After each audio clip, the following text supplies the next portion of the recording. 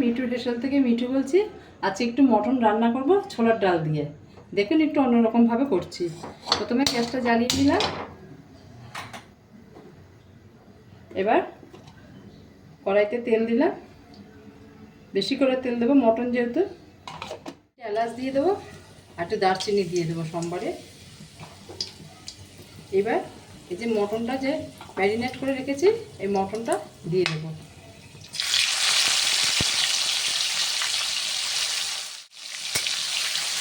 এবার খুব অল্প আছে একটু নেড়ে নেব। দিয়ে দিচ্ছি গ্রেট করা পেঁয়াজটা দিলাম, টমেটো দিয়ে দেবো, রসুন দিয়ে দেবো, গ্রেট করা কাঁচা লঙ্কা দিয়ে দেবো, গ্রেট করা আদা দিয়ে দেবো। একসাথে খুব ভালোভাবে কষাবো একদম কম আঁচে ঢেকে দিয়ে। এই দেখুন নাড়ছি, ঢেকে দিলাম।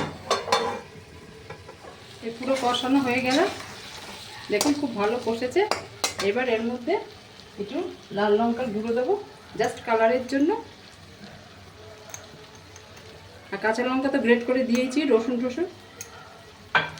এবারে একটু নাড়বো। এর মধ্যে এই যে ছোলার ডালটা যে সেদ্ধ করে রেখেছি এবার এই ডালটার মধ্যে দিয়ে দেবো।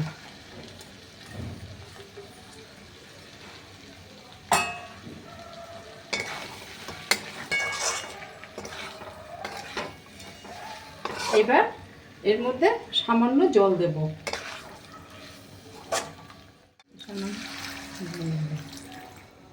এবার আবার ঢেকে দেবো।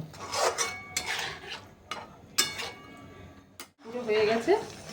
এবার এর মধ্যে একটু ভাজা জিরে গুঁড়ো দেবো, এই জিরে ভাজা করে রেখেছি, আর একটু শুকনো লঙ্কা ভাজা করে গুঁড়ো করেছি এটা দেবো।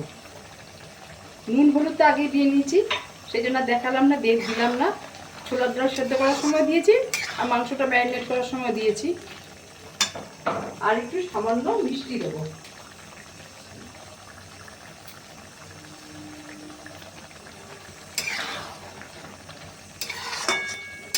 এইভাবে রান্না করবেন, করে একবার দেখবেন খুব ভালো লাগবে।